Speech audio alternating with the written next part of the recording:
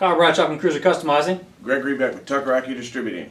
On this week's Wednesday with Greg, we want to talk a little bit about nuts and bolts. You know, when you're working on your own bike and you take something apart, it's a really good idea to remember exactly where that bolt came from.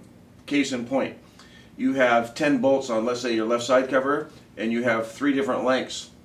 If you put the long one into the one that was designed for a short one and you tighten it down, it's quite possible it will break through your case into an area that has oil in it, which is really not good.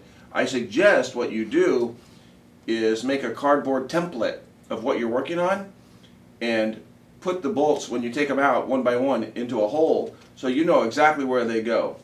Or take one of those egg cartons, the big square ones, and put the bolt in the appropriate place, and you can always know which way is forward, and then you'll put the right bolt in the right place.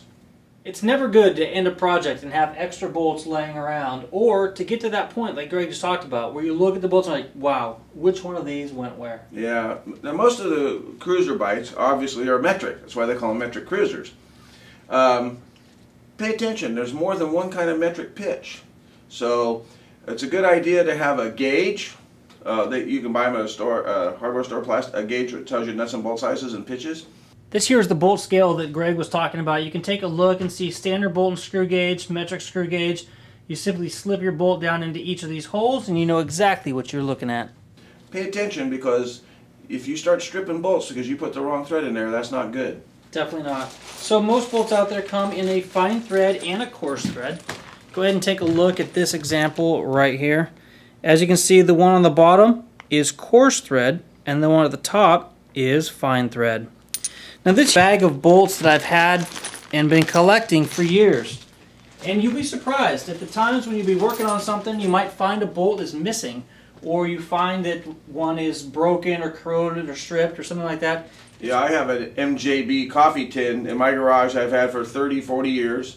It's absolutely full of little brackets and nuts and bolts. It's always great to have something to go to so you can get a temporary fix until you get the perfect replacement. And you know what? There's times when I go in there and I find exactly what I need. No trip to the hardware store or to the motorcycle shop. Pretty handy. It's always a good feeling. Yeah, and you know, they're available now. There's a company called Bolt, and they have bolts in packages. Sometimes they're for dirt bikes, sometimes street bikes. May or may not help you, but know it's available. Gardner Westcott's also a great option when you're looking to find a specific bolt that you can't find anywhere else. Yeah, or if you want to buy a bunch and put them in a tray in your garage, I have that. It's cool as hell. Nuts and bolts. Keep them around because you might need them someday. And ride safe.